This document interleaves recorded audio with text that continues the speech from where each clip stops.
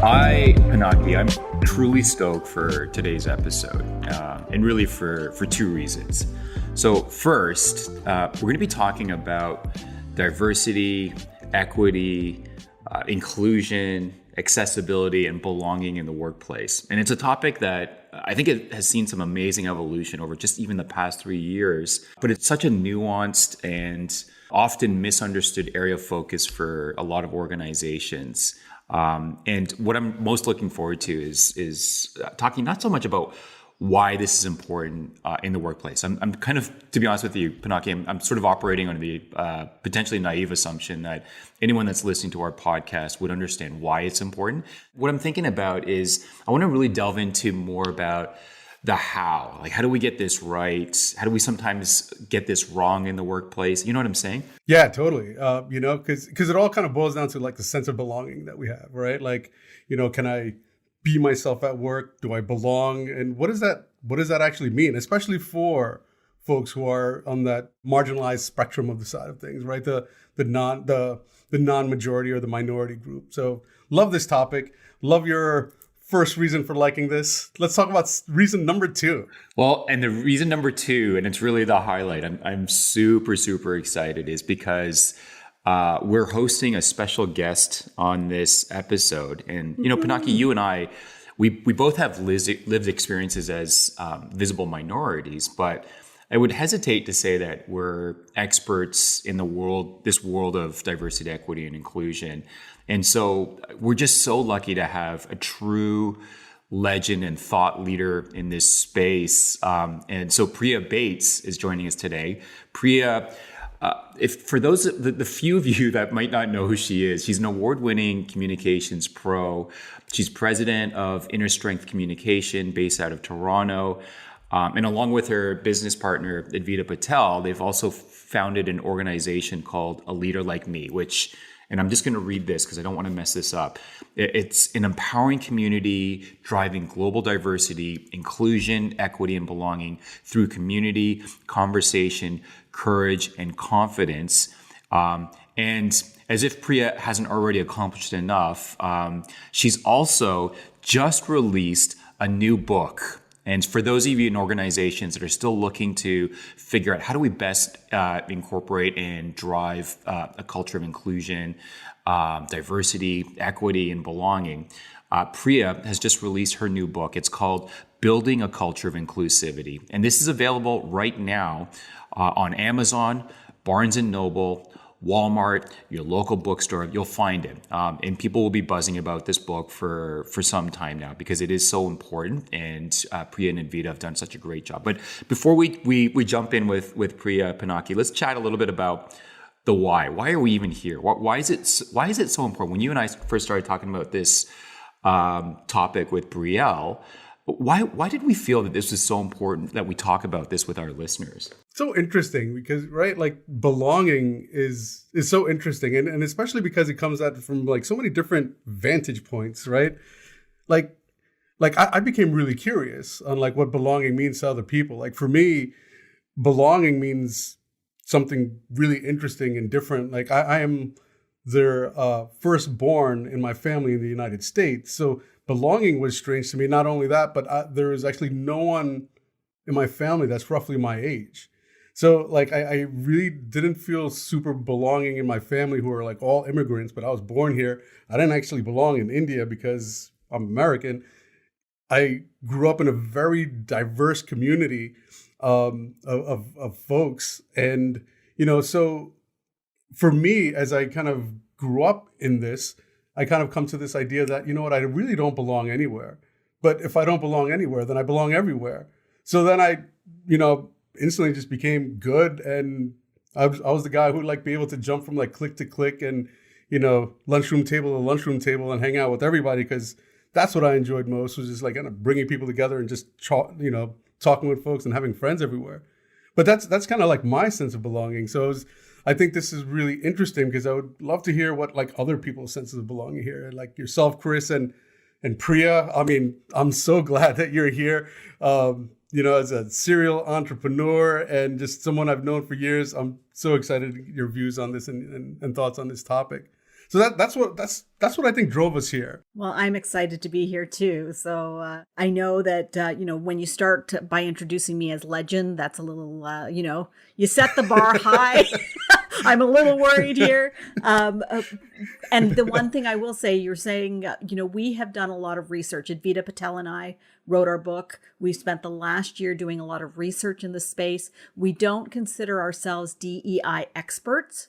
And we have, counted and listened to and read, information from those we consider DEI experts in the space. And the role is changing over the last few years. But what we do consider ourselves experts in are employee engagement, change management, and internal communication. And diversity, equity, inclusion, the changes that have happened, we're recording this a day before the third anniversary of the murder of George Floyd.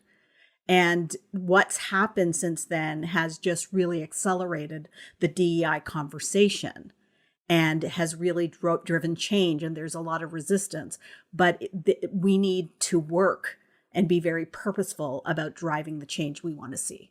Yeah, I couldn't agree more, Priya. And I genuinely feel that as a society, we've made just great big jumps and leaps in terms of evolving and just getting in general smarter. And to your point about being an expert on diversity, equity, and inclusion, I guess the reality is really none of us are really truly experts. I think there's so much learning that all of us can do. And despite, as much progress as we made, I as a visible minority, I most of the time I forget that I'm a visible minority. I'm proud of my Korean heritage. I'm proud to be Asian, but sometimes I get reminders that I'm not exactly like everybody else, and that's the kind of thing that we'll talk about. I mean, it's called microaggressions. Years ago, before the pandemic. Well, for sure. And years ago, I remember I was at a conference. This is before the pandemic. I was at a conference in Paris. And it was amazing. We were just having so much fun. We had a small group from Canada, from Toronto, going to this conference. And we were at the hotel bar one night. And I was at the table with a few other of our Canadian group. And a lady approached our table. And I was at the end of the table. And there was a chair beside me that was empty. And she said, "Can I join you?" And I said, "Yeah, of course. We'd love to have you. Why don't you sit down?" So she was part of the conference as well. And she asked me, so where are you from? I said, "Oh, we're from Canada." And she paused and she said, but where are you from? And I said, "Well, we're from Toronto." And we sort of had this weird impasse, and she still looked bewildered. And then I thought about it for a half second. Then I realized, oh, I see what's going on. I told her, I said, "So I was born and raised in Canada, but my parents were born and raised in Korea." And I think that sort of got to what she was really trying to get at is it's this quote unquote question, where are you really from? Even though I'm born and raised in Canada. And she said, "Oh, okay. Yeah, Korea. It's fantastic because I was thinking that your English was really good." And in my mind, I was thinking, well, I would hope so. I mean, I was born and raised here. I would also really hope that my English is pretty good since I've spent, 40 years of my life just doing only English. And so I was a little bit taken aback, but I said to her, I said, "Where are you from?" And she said she was somewhere from the southern United States. And I didn't want to belabor the point and say, "Well, where are you really from?" But I did sort of a little bit jokingly said, "Your English is pretty good too." And we left it at that. But my boss was at the table as well. And she wasn't part of the conversation. But when I told her about it afterwards, she was infuriated. And this is well after. I mean, we had already gone our separate ways. But she really had a hard time with that. And, I don't know if the right approach is to be angry at ignorance, but it's certainly, I think it was a missed opportunity for me to call her in and say, "Listen, it's great that you're curious about someone's background, but you have to exercise a little bit of caution and with some of the assumptions that you make about command of the English language and things like that. And anyways, it's part of where I think Pinaki, we this is such an important episode for us, and we wanted to get it right. One of the things I realized coming into this was I always feel a little bit nervous whenever I talk about diversity, equity, inclusion. And I also wonder sometimes, is that even the right way to feel about this? Should people ever feel nervous talking about this? And so that's why I think this conversation is so important. Right on. So many quick little things to unpack there. I think it was really interesting, your story, because as it kind of pertains to belonging, it's like you have a sense of your belonging, and this person thought your sense of belonging was somewhere else. And I think the uncomfortable thing you just mentioned, I think I want to hear definitely Priya's point on this and her sense of belonging and what she thinks of that. But I think there is a level of uncomfortability because it's like there's no way, like we said, that we could know everything of all cultures and everything to that effect. So let me introduce ourselves here. So welcome everybody to Why Does It Feel So Wrong?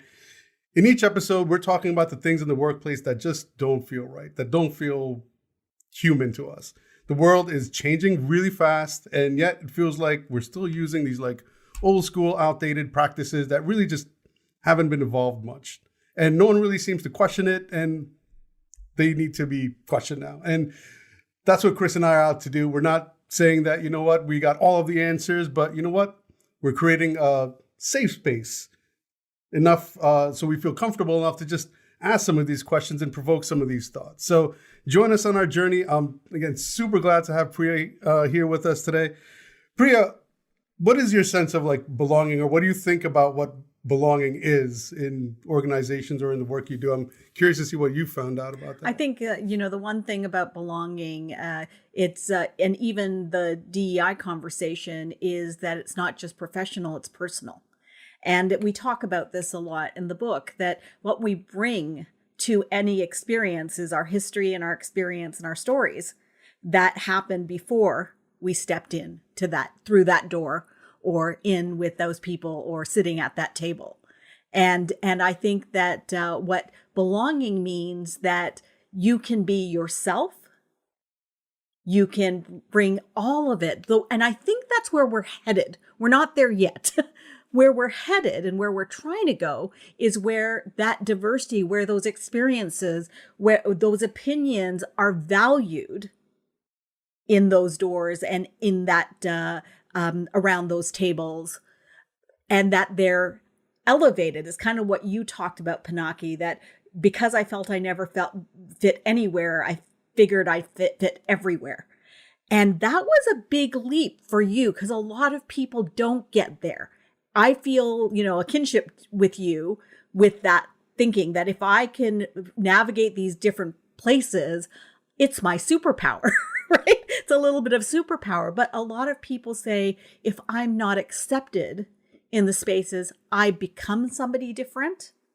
I cocoon. I don't show up with all of the expertise and experience and life skills that and knowledge that I can to friendships and to organizations, so I want to feel like I can show up with the best of who I am. I guess, as you're saying that and everything too, it's making me feel that some of it has had to take some work, right? Like there's certain relationship groups where I feel like I belong with and it's easy and fun. There's others that are like new ones that I have to find myself in and also get myself comfortable and okay and open to it.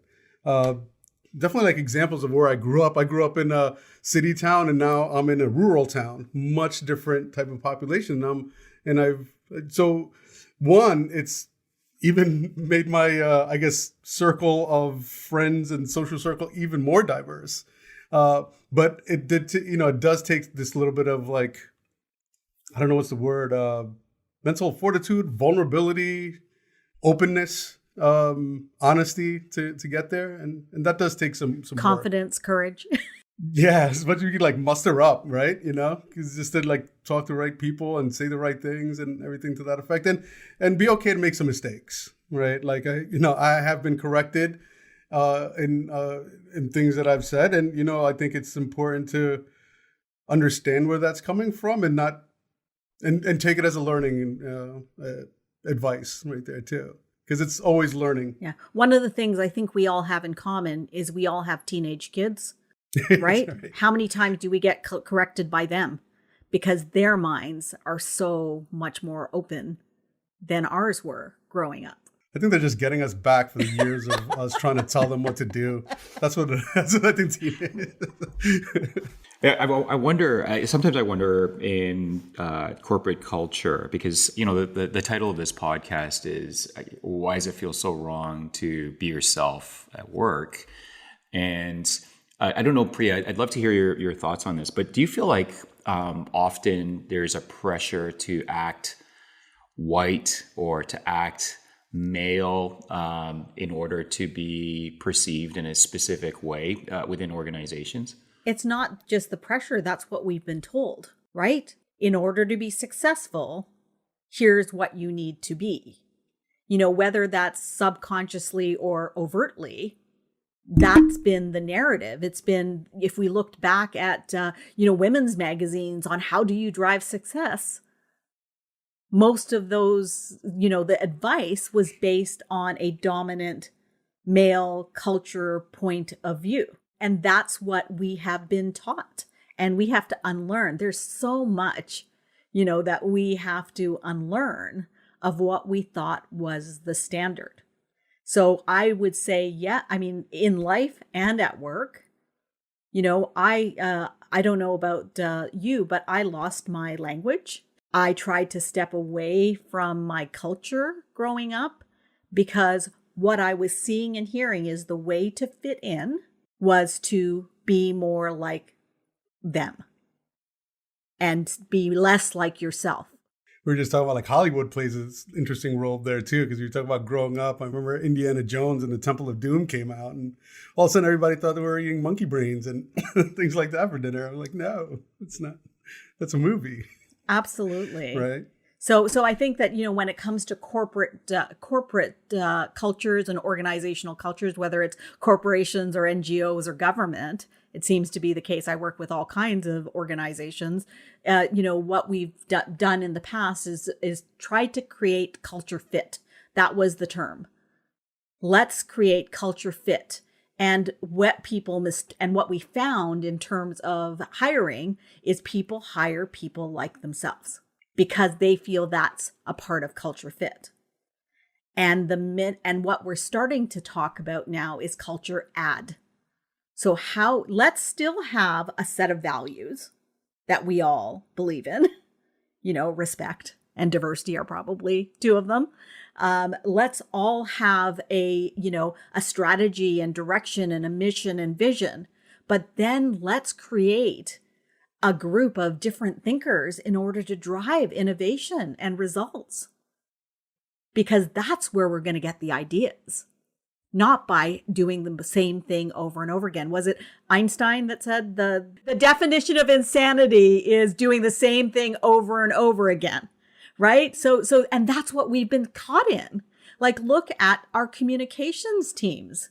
Look at our field right now. Look at HR teams. They're the ones making decisions. Look at leadership teams. It's changing, but slowly. It's still in performative stages where we're checking boxes, but we're not actually taking advantage of what's possible. And I think there is a lot of like good change happening. It's happening slow, or I shouldn't say slow. I should just say faster than we would like it to happen.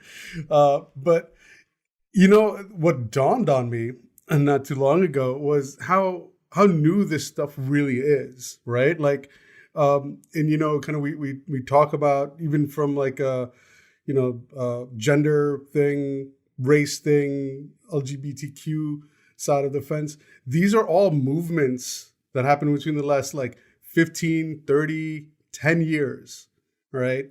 And that's something that like, from both sides of the fence to like really kind of think about, because like the amount of polarizations that's been happening with these groups before that is a much longer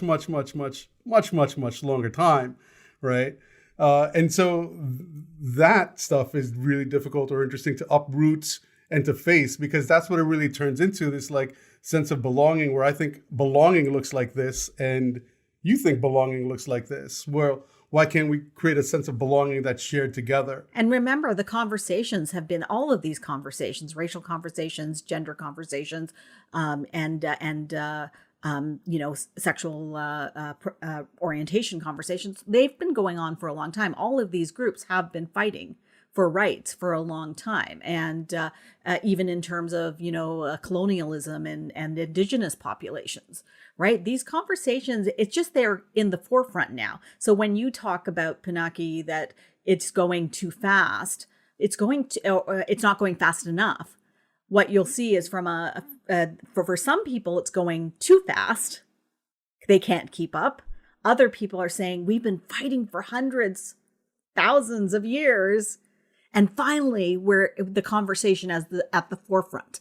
So the conversation has shifted to have more attention than it ever has before. Priya, you said something that I really loved, which is, and I think it's something that a lot of organizations do without thinking about it. When they're recruiting for talent, they're looking for candidates that would represent a good cultural fit. And I love what you're saying about this. Just kind of reinforces that you're just looking for people who are just like yourself, as opposed to a cultural ad and adding to the culture. But one of the things, and all of us, growing up through high school and with our teenagers going through high school, one of the most natural things, and Pinaki, you talked about this at the front end of this episode, is the presence of cliques. There's cliques that form. It's the most natural thing in larger groups, that you start to congregate with people that are like yourselves, that have similar interests, that have similar taste in music and similar taste in clothes and things like that. And I'd love to hear your perspective, Priya, about how do you get to a point, or do we get to a point where we try to do away with cliques in the workplace? Because I think that does reinforce some of these categories. And how do we get to a place where everybody genuinely does feel included? Just because if I come in, I'm a visible minority, let's say English is a second language, and I don't have that much in common with a lot of my new colleagues, what does that look like? And how do I feel like I belong? How do I feel included? I don't think we're ever going to fight what is human nature. We tend to come together with the people that we have things in common with, and we have similar interests with, and there's things that we can learn. I think that's where, like in our personal relationships, that absolutely is going to be the case. And we're not going to force people. I think where the conversation allows us to look at our friends, our family, and say, hey, is there more I can learn if I expand that network? Right. And I think that is a bit of a personal development opportunity. The other thing is that from a professional standpoint, what are we trying to accomplish here? So really, I start with the values. I'm the internal communication professional first, right? That's what I've done for 30 years. You start with the values, and then you're working towards strategy and goals and measurable outcomes. One of the things we talk about in the book is take a look at representation. So we talk about, we have a whole chapter. It's our first chapter is on DEI. Why are we doing? So even when we're talking about belonging, why is it important that people belong? What are the conditions we need to create to make sure they belong? What does belonging mean to the organization? It doesn't mean everybody has to have different friend groups. It means people need to feel heard. They need to have a chance to contribute. We need to be looking at different perspectives. I just watched Air, and which is a great movie, and really thinking about that shift in thinking, and how that moment changed so many things for how Nike and other companies around the world marketed and opened up markets. There was a line in that movie where they said, where they decided to give Michael Jordan a percentage of sales. And Phil says, well, what are we going to sell? 3 million? he'll get a percentage of 3 million. It's not the end of the world. And that first year, the sales were 162 million of Air Jordans in the first year. He's made billions off of this. And you sit there, and that's the opportunity. So when we're talking about the why, this is a big world. Most of us are working for organizations, governments, NGOs that serve diverse populations, communities, and customers. At the bottom of our organizations or at the front line of our organizations, we are seeing an incredible amount of diversity, right? So are we actually serving our employees and our customers and our communities to the extent we can when we're thinking from a very limited point of view? That's such a powerful point you made there, right? It's not about like, from a diversity standpoint, it's not diversity for diversity's sake. It's diversity for diverse modes of thought, diverse thoughts being introduced to the table to help us to really kind of grow and think in terms of not just the same normal ways that we have been thinking. So, even like I always go back to this HBR study a while ago. And so the best problem-solving teams have psychological safety and diversity of thought, right? Because if you don't have diversity of thought, I think you automatically like breed in weakness, which is why I feel like I've always had this very interesting view of like DEI initiatives from like a leadership, because I have and run a company built by minorities, right? And it was funny when you think about like how new this is. I kind of came into the place naive thinking like, well, isn't the world like this already? The workforce, but then you come into the workforce, you're like, wait, it's not diverse, right? And the sense of belonging, right, around like creating like cliques and groups and things like that, those are like kind of like your networks that you create. I don't think they will ever go away. In fact, I think we need them in order to create a tighter sense of belonging, because it's a matter of like, how can we bring multiple groups together, but at the same time keep their own identity, which keeps them special in that of itself. So what's wild in thinking about belonging is that you really can't have a sense of belonging without the sense of not belonging, right? It's like light, and dark, right? You can't have one without the other in that way, right? And maybe part of it is appreciation, right? Like it's not Exactly. about being like everybody else. It's being able to show up as yourself and be appreciated for that. Absolutely. And being accepted for who you are, what you bring to the table, and for yourself to be able, for individuals to feel belonging in order for them to bring that to the table, and for others to be open to say, you know what, this is going to be a different perspective, but you know what, it's a perspective that needs to be, have the same weight as every other perspective. I love the idea that, we're trying to foster environments where people can feel like they can be themselves. One of the questions that I had was related to leaders at organization and the perception of what a leader looks like.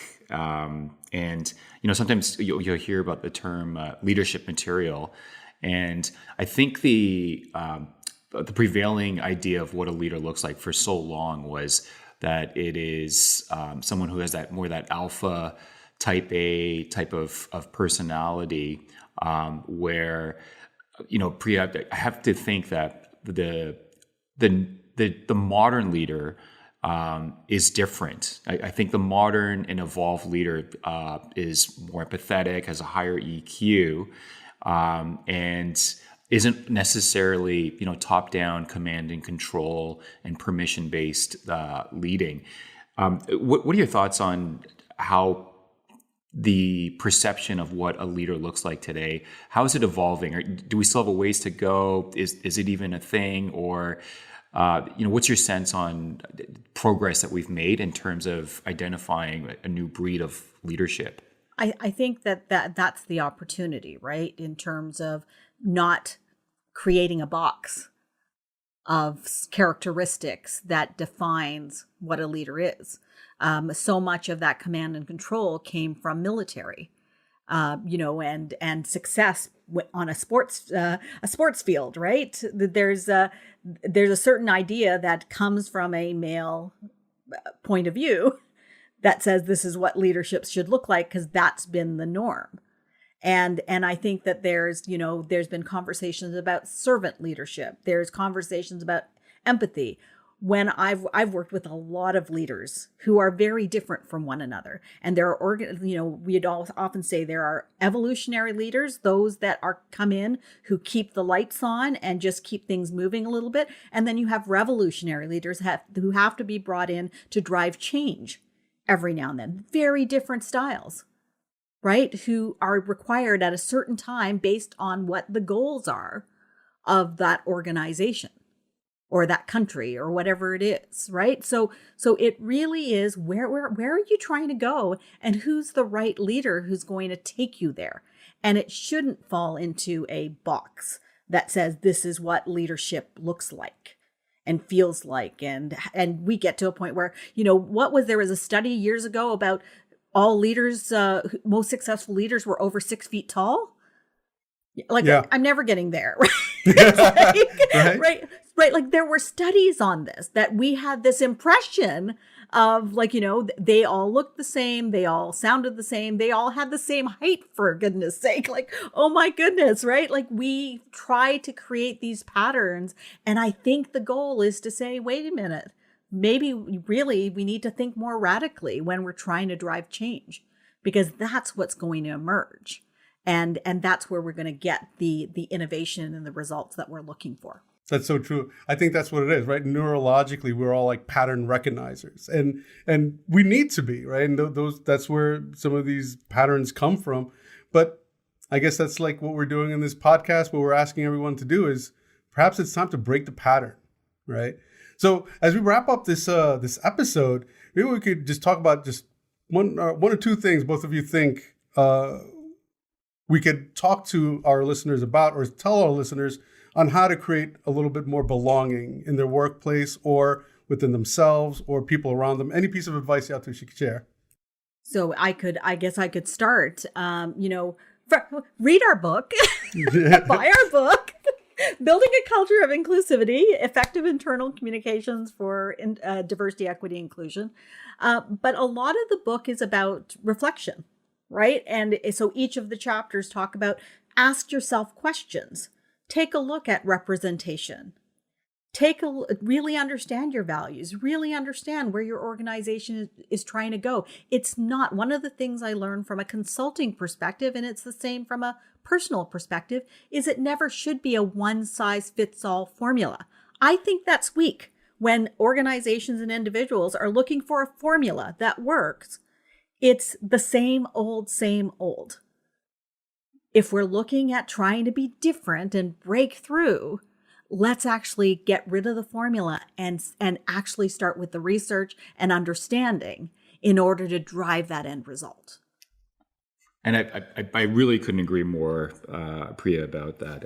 I still cringe when I see organizations that are just looking to check the box. And I still remember, I was at this conference in New York where Advita was actually presenting on, the importance of diversity, equity, and inclusion. And towards the end, during the Q&A section, somebody had put up their hand and asked, what is the bare minimum that our organization needs to do in order to be considered an inclusive organization? And I think it's exactly the wrong way to think about this. There is no minimum and there is no maximum. And I think for me, the most important starting point is first of all, acknowledging, and we talked about this at the top of the podcast, which is, none of us are experts, and we're never going to be 100% in understanding what every single person is going through and how, they can feel like they can all belong. All we can do is just continue to incrementally try to improve the environment. But one of the things that I think is important for everyone to acknowledge is that every single one of us has unconscious biases, whether we like to admit it or not. I think it's just more important to understand what they are and be able to adapt accordingly. And, one of the things I talked about at a recent conference I spoke at was Harvard has a tool. It's called I think it's called the Implicit Association Test. And I got to tell you, I took it. And it was really uncomfortable. But when I talked about it, because it helps you understand better what your own unconscious biases are. And when I talked about it at this conference, the best thing happened, which is every single person in the room started writing down the name of the test, because I think that's the most important starting point, is understanding where are you and what are your own unconscious biases, and just embracing the fact that we do have these, but we do have to find ways to overcome them and not let them color our actions or our way of thinking. And I think it's a great starting point, is to really be truthful and understand yourself. So great to hear that. So thank you, both of you, on that note. I think as like organizations, one of the things I've learned too is that, most folks don't have a very diverse friend circle or a circle of influence. Where they get that is through the workplace. So the workplace being more diverse, more open, more belonging, would, I think, have a ripple effect for all of society. So I think there's a very interesting and big role that corporations and companies could play because we spend this much time with each other. That's it for this episode of Why Does It Feel So Wrong to Be Human at Work? Thank you, everyone, for tuning in. This episode was truly heart-hitting and hitting home right now for us. It was so great to talk about this out loud. It feels like it's been sitting in me. So awesome to have Priya here joining us to make sure that we're talking about this right. I told Priya earlier on that she might have to hold me back because I'm so emotional on this topic, right? To everyone, how well do you belong in your workplace? Do you have tips or words of wisdom that you'd like to share? Let us know. We're on LinkedIn, TikTok. You can email us at whydoesitfeelsowrong@localwisdom.com. Thank you for listening. Tell your friends. I'm Pinaki Kathiari, CEO of Local Wisdom and American-born confused Desi. Joining me is my partner in setting it straight, Chris Lee, Vice President of Communications at Gallagher and advocator for people that run our businesses. We're extremely thankful to have Priya Bates, the voice of reason and a beacon in this world of complexity and, yes, legend. Thank you both. Quick shout out to Local Wisdom, localwisdom.com. If you need help taking a look at your diversity programs or your employee resource groups and communities, if they could use some support, or if you just want to talk about it, give these people a call, localwisdom.com, or give Priya Bates a call at innerstrength.com. Honest, real, good conversations. Thank you all. Make sure you follow us, and we'll see you again next week.